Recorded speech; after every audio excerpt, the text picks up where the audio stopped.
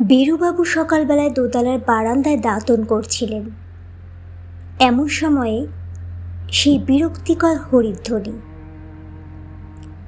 কেওড়াতলার কাছাকাছি বাড়ি নেবার ফলটা এই হয়েছে যে একটা দিন যায় না মরা না দেখে। ইচ্ছে না করলেও চোখ পড়ল নিচের দিকে। কেমন যেন চমকে উঠলেন।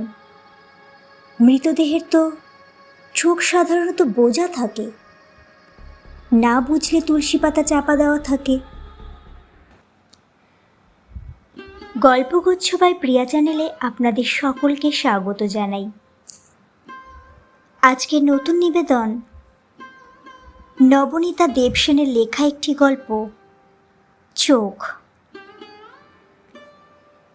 চোখ কি শুধু দেখার জন্য, নাকি এর ভেতর দিয়ে দেখা যায় জীবনের অসংখ্য না বলা কথা, অনুভূতির গভীরতা আর চুপ করে থাকা কিছু কষ্ট?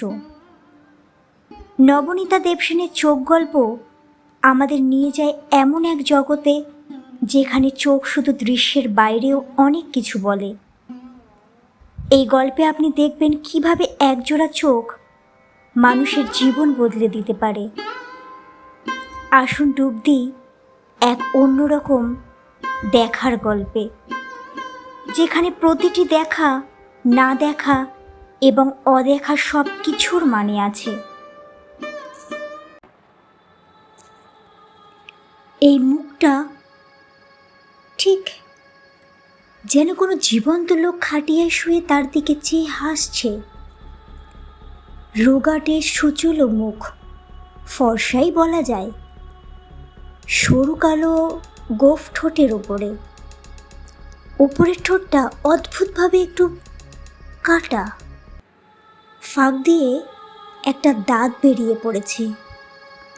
তার চোখ দুটি মেলা, একটা চোখ আরেকটার চেয়ে বড়, যেন ওপরের পাতাটা নেই। পাথরের চোখের মতো পুরো মণিটাই প্রায় দেখা যাচ্ছে। বীরুবাবুর বেজায় অস্বস্তি হলো। বেটারা আবার দাঁড়িয়ে পড়েছে লাল আলোর জন্যে।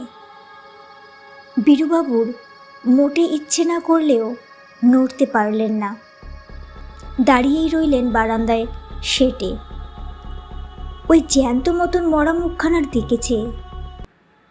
দেখতে দেখতে কেমন যেন চেনা চেনা মনে হলো মুখটা।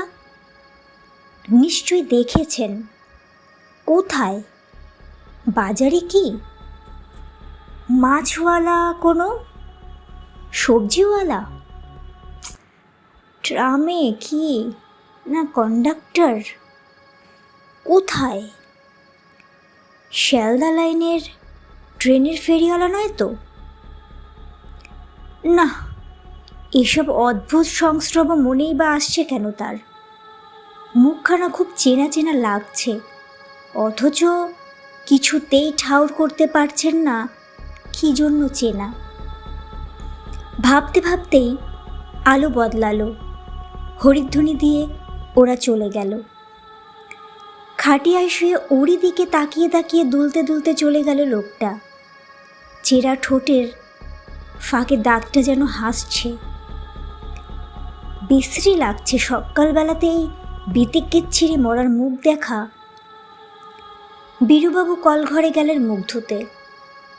চোখে বারবার জল ছড়া দিয়ে যেন ওই বিষাদ অভিজ্ঞতাটাকে মুছে ফেলবার চেষ্টা করলেন।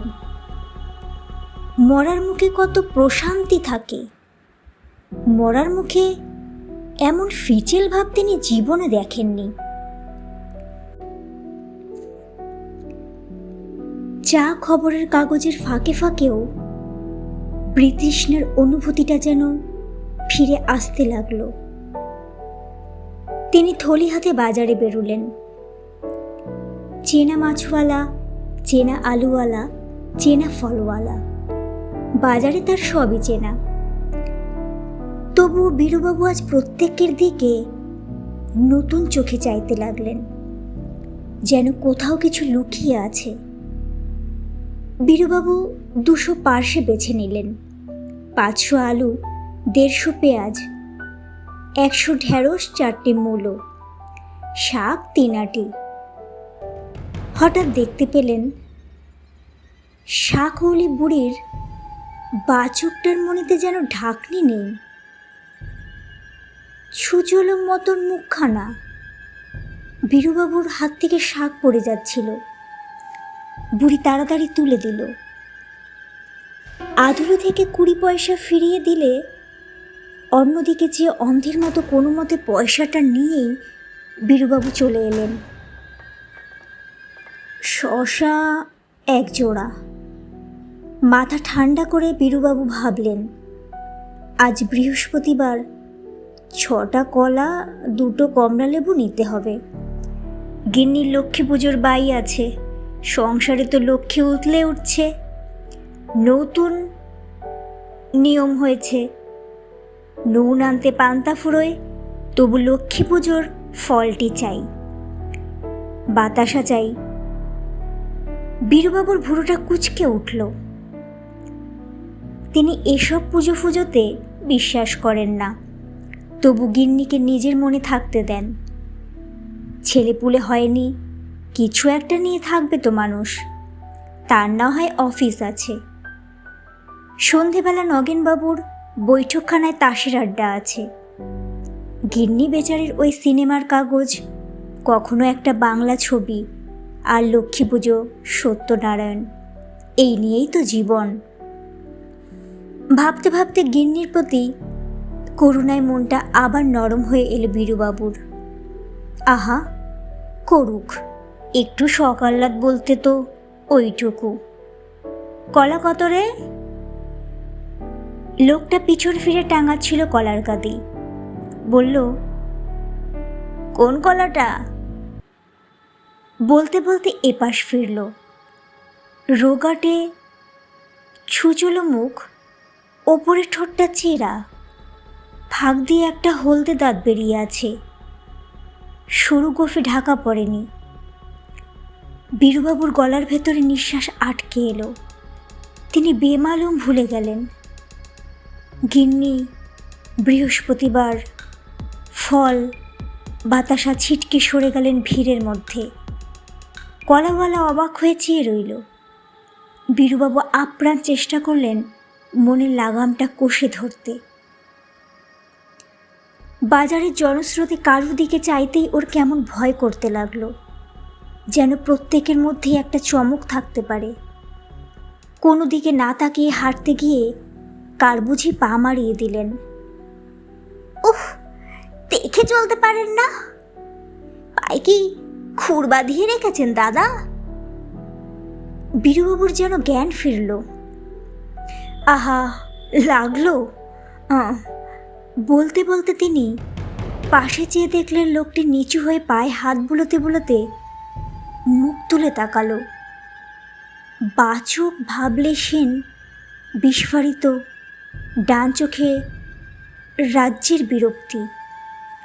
সরু গোফের নিচের সেই ছেঁড়া ঠোঁটের ফাঁকে হলদে দাঁত যন্ত্রণায় খিচিয়ে রয়েছে। প্রায় আর্তনাদ করে উঠে বীরুবাবু দ্রুত সরে গেলেন। বাজার করা মাথায় উঠল। বাড়ি পৌঁছতে পারলে বাঁচেন। কেমন যেন দুর্বল লাগছে পা দুটো। মাথার ভিতরটা গুম গুম আওয়াজ হচ্ছে।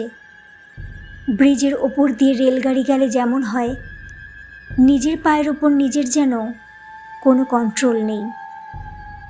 বীরুবাবু ডাকলেন, এই রিক্সা। রিক্সাওয়ালা পাদানিতে বসে ঝিমুচ্ছিল। ডাক শুনে জেগে উঠল।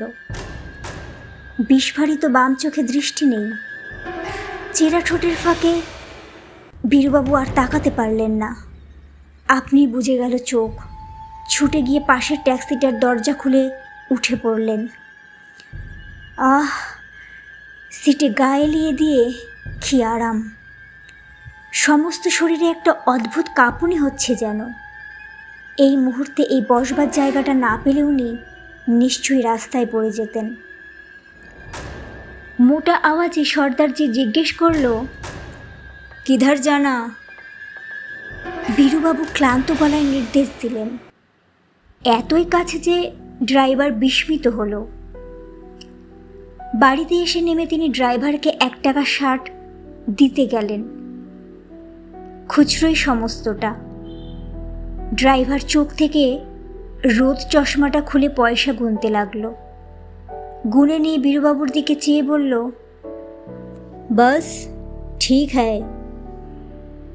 বীরুবাবু দেখলেন সর্দারজির দাড়ি গোফের জঙ্গলের মধ্যে জল করছে বাঘের মতো নিষ্পলক বাচক, যেন পাথরের চোখ, চামড়া ঢাকা নেই। ঊর্ধ্বশ্বাসে ছুটে বাড়ির মধ্যে ঢুকে পড়লেন। সিঁড়ির তলার পরিচিতি স্যাঁতস্যাঁতে অন্ধকারে পৌঁছে তার যেন বুকটা ফেটে যেতে লাগলো।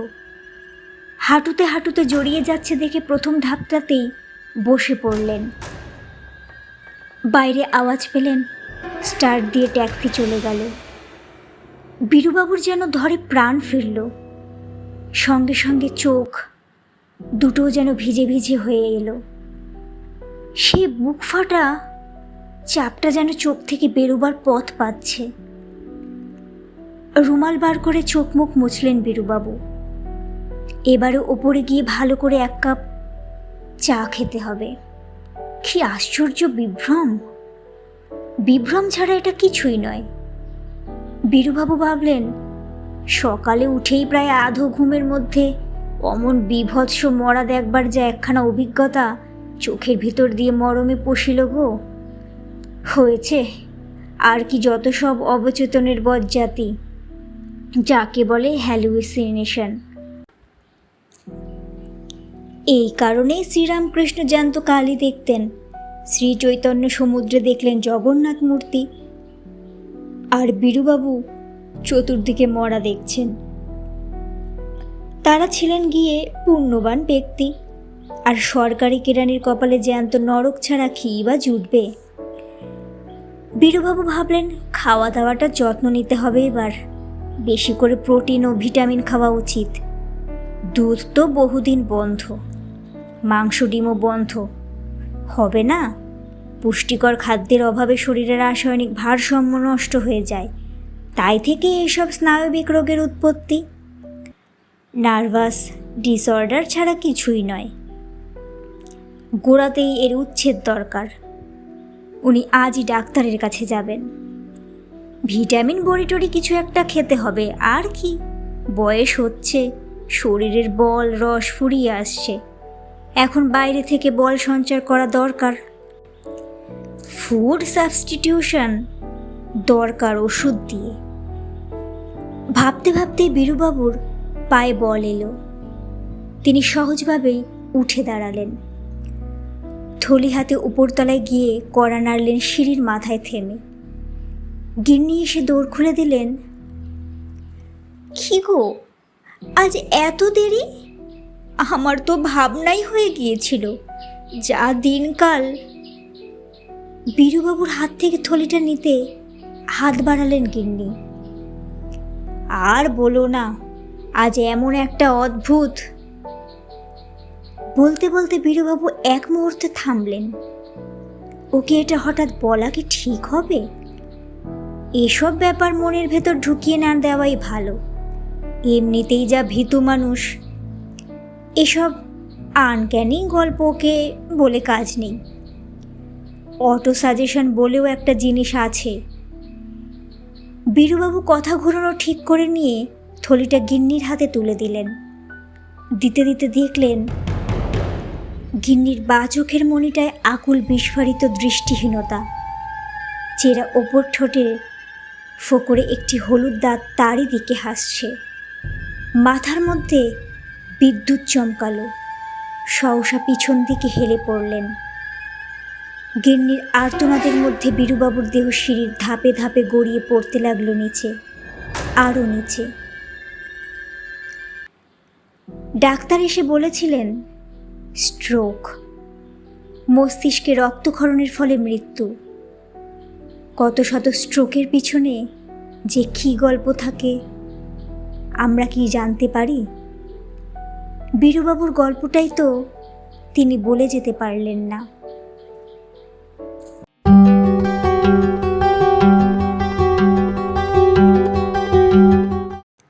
আজকের গল্পটি কেমন লাগলো সেটি জানাতে নিশ্চয়ই ভুলবেন না শ্রোতা বন্ধুরা।